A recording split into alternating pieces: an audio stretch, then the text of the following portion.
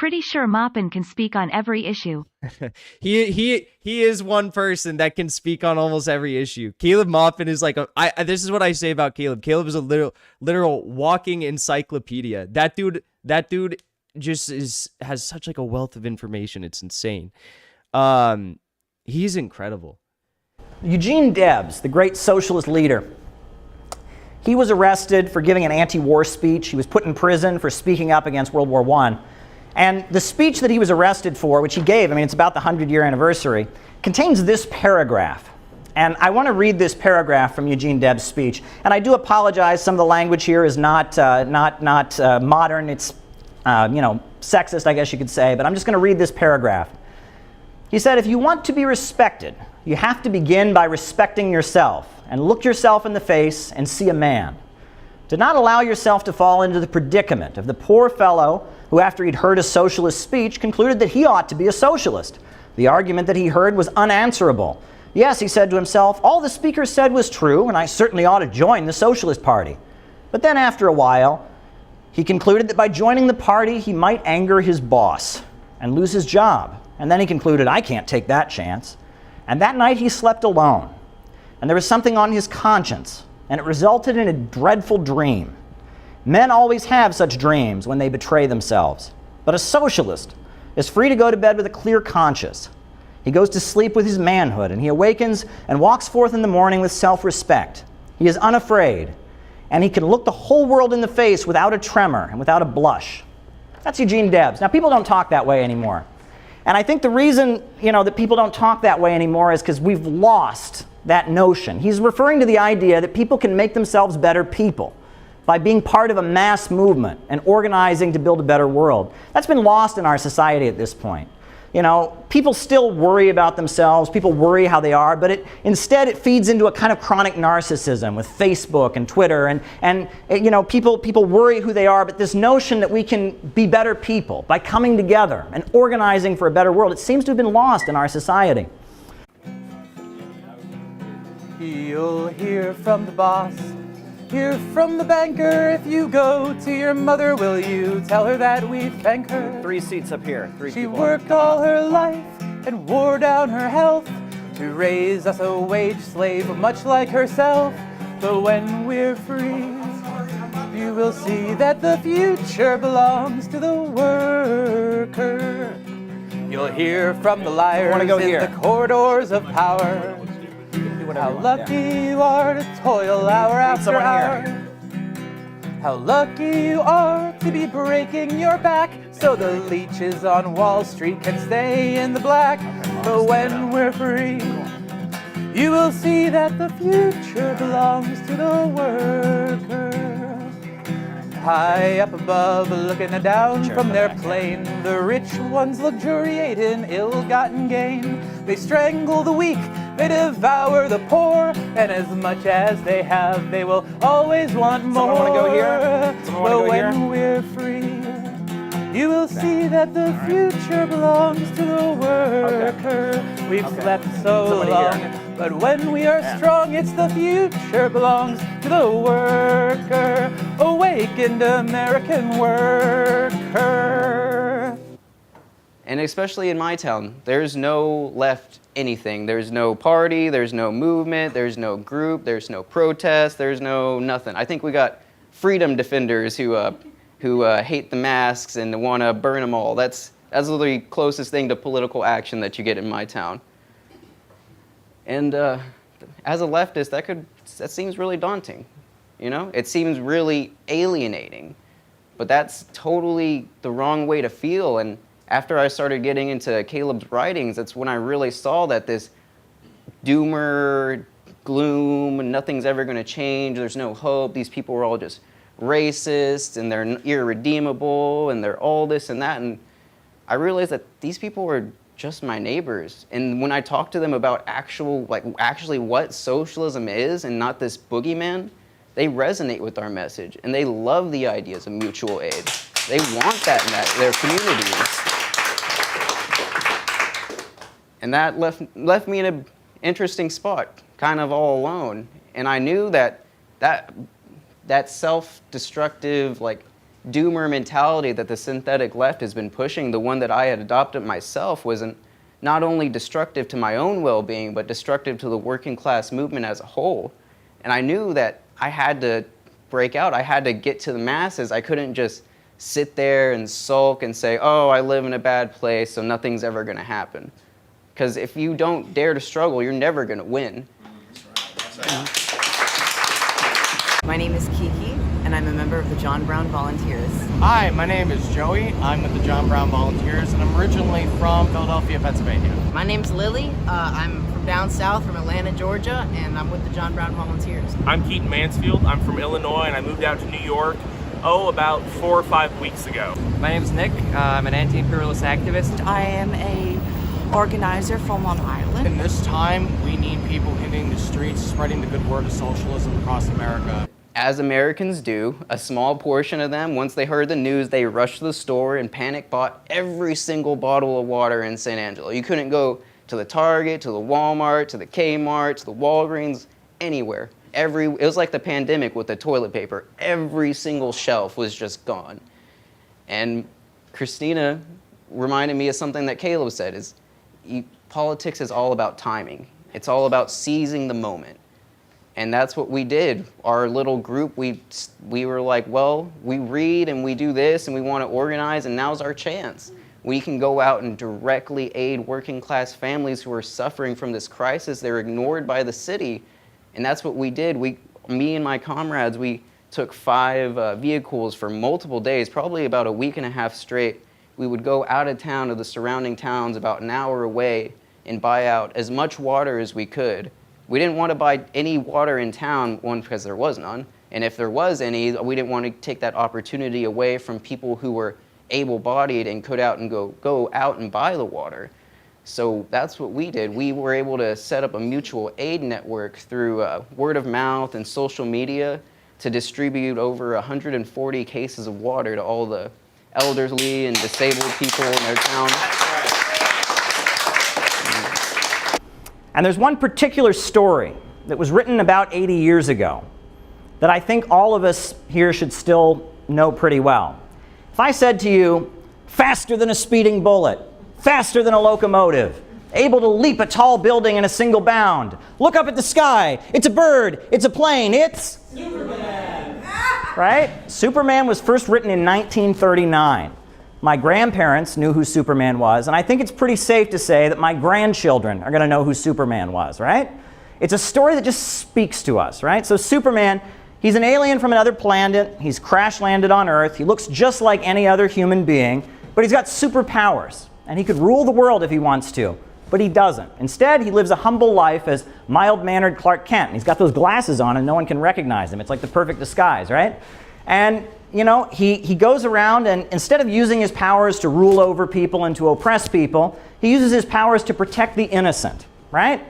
And he's a humble guy. He doesn't like violence. He doesn't want to hurt anybody. He just wants to live a decent life and protect those who are in need. Around the world, Superman is actually considered to be a very American story, you know, and not just Superman, but the whole genre of superheroes, Batman, Spider-Man, all of that is considered to be very, very American. And that gives me hope. Because if Americans can love Superman, then Americans can love socialism.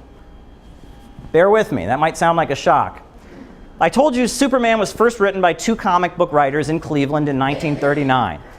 Well, one of Superman's first actions was to save a group of striking miners, right? These miners were on strike, their crooked boss was looking to go after them, so Superman flies in and rescues them.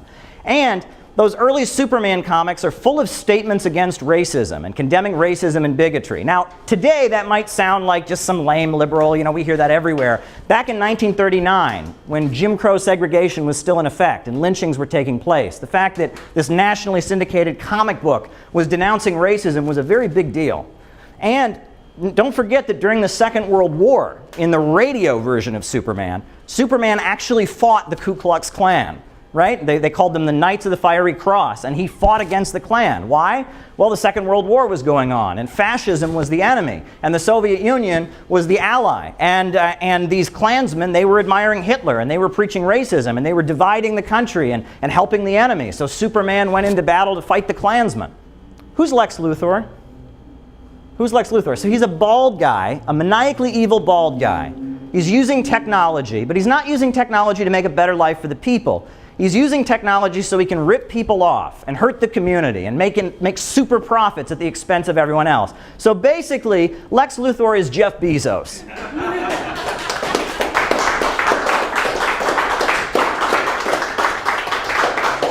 And whenever Lex Luthor Bezos has another evil plot against the people, what does Superman do? He runs into the nearest phone booth, he changes his costume real fast, and he flies in to rescue the people. And who are the people?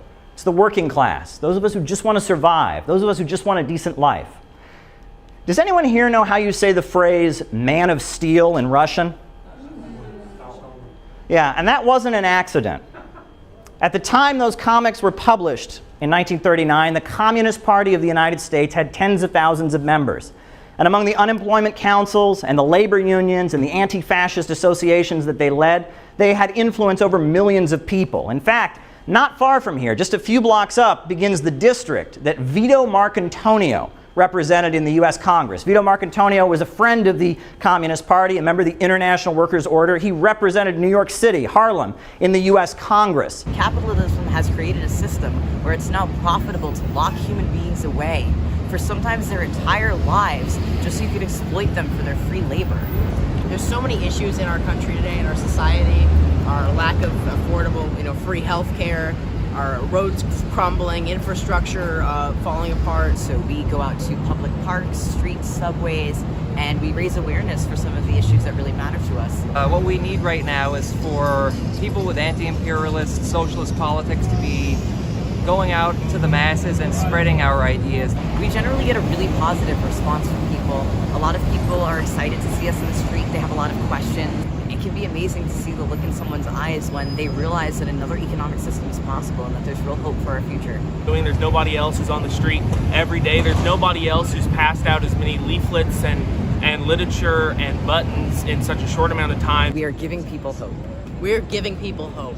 We are giving people hope. We are giving people hope. We are giving people hope. Prior to the Bolshevik Revolution, the Russian Empire had been one of the leading oil exporting countries. 150 different oil companies had invested in the Baku oil fields of Azerbaijan, part of the Tsarist Empire. The Baku petroleum output was larger than the entire domestic output of the United States. Half of the oil in the entire world was being produced in areas controlled by Russia. As a result of its important role in the world economy, Baku was one of the few areas in Russia to even have electricity. 95% of electricity was used for industrial purposes. The working peoples of Baku, half of them Turkish Muslims, the other half Christian Armenians, they lived in shacks and they made poverty wages. Yes. All throughout the Russian Empire, people were living in extreme poverty. But Russia was supplying the world with oil. The victory of Britain in World War I was dependent on the Russian oil. A famous incident occurred in 1901. There was an oil refinery in part of the Russian Empire called Georgia, city of Batumi. The oil workers at this refinery went on strike. They were demanding better conditions, and the leaders of their union were arrested. So a crowd of oil workers, armed with guns in their hands, ripped down the walls of the prison. They freed their comrades. The leader of that crowd that broke open the jails in Batumi and freed the oil workers was a 23-year-old seminary school dropout. At the time, he went by the nickname Koba, who would eventually be known to the world as Joseph Stalin. The peoples all throughout the Russian Empire, they knew in their bones that they were supplying the modern industrial economy of the 21st century with oil. They were making a lot of bankers rich, but they themselves were poor. There's a 1960s radical leader named Jerry Rubin. I don't know if people are familiar. Well, Jerry Rubin, he was being interviewed, and they asked him what was the greatest accomplishment of the 1960s generation. And he said, the greatest thing we did is we got rid of the World War II mentality. And I hear that and I think, got rid of the World War II mentality. During the Second World War, the United States aligned with the Soviet Union to defeat fascism. There was a feeling, that was the beginning of hope for the civil rights movement, because there was opposition to racism and fascism in the United States. During the Second World War, Roosevelt was the president, and he created Social Security and unemployment insurance. And towards the end of the war, Roosevelt even called for a new Bill of Rights to guarantee everyone jobs and housing and education. Why in the world would we want to get rid of the World War II mentality? It's the McCarthyist mentality. It's Joe McCarthy. That's the mentality, the 50s mentality that we need to get rid of. And to make matters worse, I'll even tell you this. There was a radical group in the 1960s they called the Weathermen. I don't know if people are familiar with them.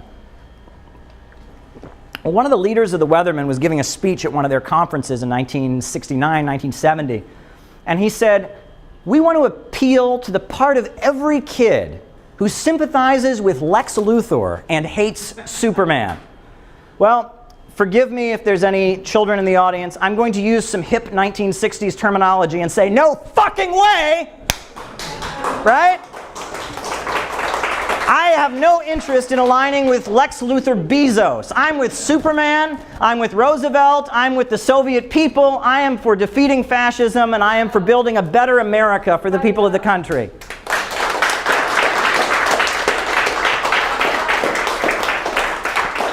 John Brown was an American abolitionist and a revolutionary. He believed in the fundamental right of all human beings to be free. With 19 men, was able to storm Harper's Ferry and protest against the slave trade. We feel he's a figure within the progressive side of the American history that we actually want to claim as leftists. So we're out on the street pretty much every day doing outreach. We've got buttons. Right now we have cancel student debt and end the wars buttons. And that was a really eye-opening experience for us because we wanted desperately to go out and try to help people and try to get something done in this extreme crisis, but it showed us that we just didn't have the equipment or the skills or the money basically to do all of these massive things. Like we can't fix the power grid, we can't build homes for people on the spot and then warm them. It showed that we, as a socialist movement, we need to create that infrastructure in which we can directly help working people in times of crises.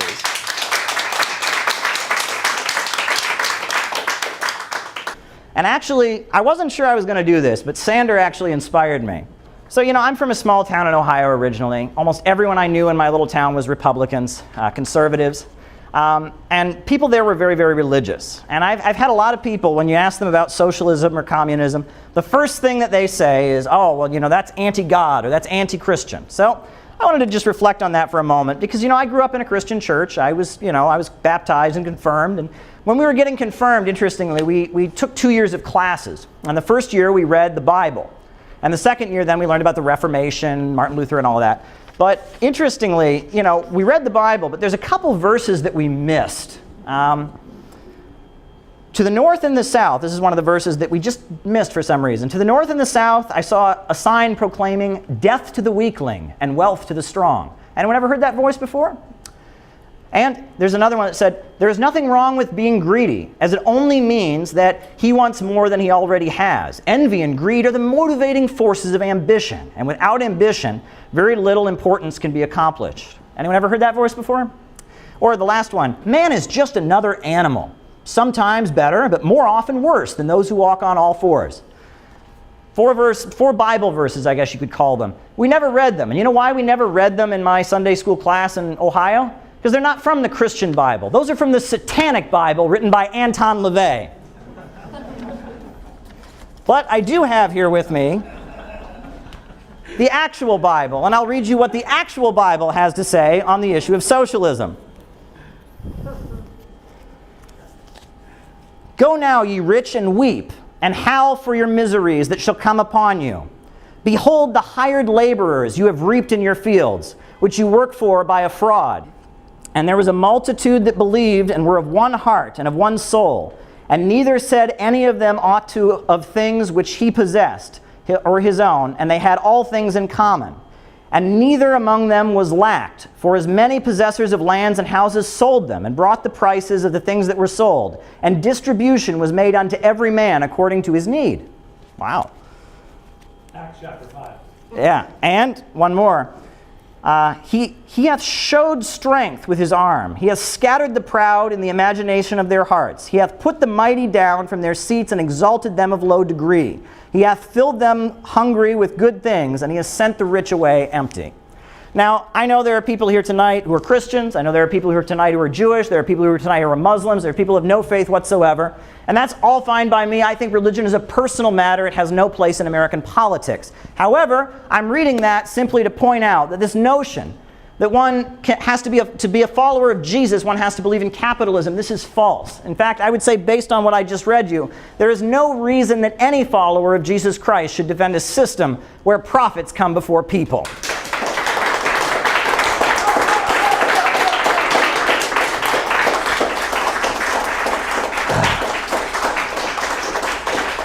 We meet up and all the John Brown volunteers get together and we read a chapter or two out of our manual, which has quotes from everyone from Albert Einstein to Mao Zedong. And we study and we learn how we can take what they've written and what they've accomplished and how we can make it a reality here in the United States. What I like about the Center for Political Innovation is that they have a proposal. They want something to be done. You know, they have 4 economic points where they believe that we as human beings have a right to our labor. So a lot of the groups that call themselves socialists and Marxists, even communists, they kind of go along with imperialism. Well, that seems to be a big trend within the synthetic left of people who consider themselves leftist or Marxist or communist or whatever, but are willing to go along with whatever the U.S. media puts out about a certain country, whether it's Venezuela or China or Russia, Iran. And with that, whenever the freeze ended, we still kept up on our duties. We had created a network of lower income people who still needed water, and to this day, we still deliver water to those low income families. Army. You can see the portion of the Prussian troops here in the black outline, just completely engulfing the city, and the portion of the French troops just trying to defend and guard, which was their major capital, in which the workers had taken mostly control by this point because the National Guard had given up its arms in order to follow into Prussian rules because their emperor had been captured and the government essentially collapsed, and it was a shit show, to put it shortly. Now, what's the solution to this? What's the solution to this problem? Well, Karl Marx advocated that the working class, the proletariat, those who sell their labor to survive, those with nothing to lose but their chains, in order to resolve these problems, that they, on behalf of all of society, rise up and take control of the means of production. And the banks, factories, and industries, and the major centers of economic power should be forced to work for the good of all and not simply for the profits of their owners. That the means of production should be controlled by the people. And once you can get rid of this, you can erase that now because it's gone. Once you get rid of that, at that point, growth can no longer be interrupted. You can have uninterrupted economic growth because these problems are eliminated. With the ending of these problems and the stagnation of capitalism, you get the basis for the eventual emergence of the higher stage of communism, which is a post-scarcity society. The idea is with vast material abundance, inequality can fade away. When everyone has enough, who needs to hoard and have more than somebody else?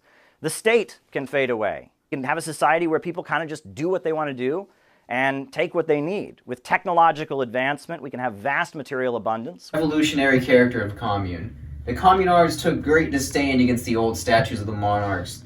They tore down the Column Verdun, which was a statue meant to represent the rule of King Louis the 14th. Okay, there you go, thank you.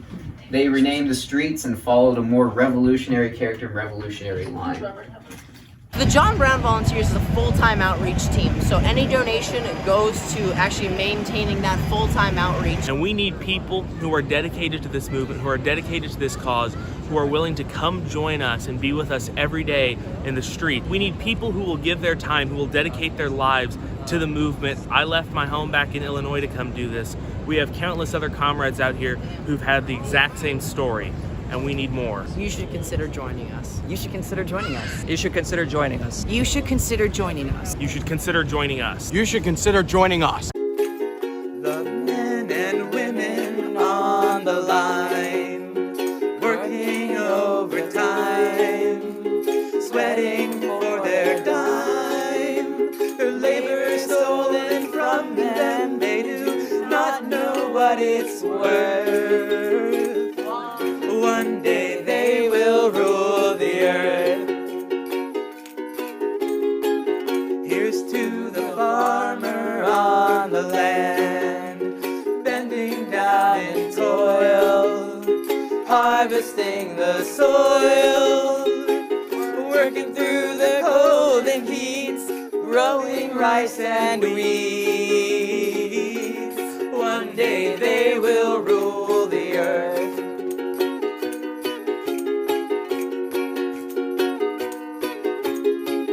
And to the killers of our dreams, the leeches and their schemes, they're hungry war machines, the bankers and the businessmen, those privileged from their birth, we will drive them from the earth.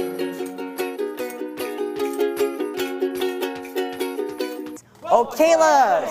Hey! Caleb's here. Oh my goodness, it's been Nice so to long. see How are you. you? Oh my goodness. Sorry? CPI! CPI! CPI! CPI! CPI! CPI! CPI! CPI! CPI! CPI! CPI! CPI! CPI! CPI! CPI! Out of the movement! As the masses! Out of the movement! To the masses! Out of the movement! To the masses! Out of the movement! To the masses! We are CPI! We are City builders! We are City builders! Dare to struggle! Dare to win! Dare to struggle! Dare to win! Dare to struggle! Dare to win! All right, welcome everybody. Thank you, Caleb.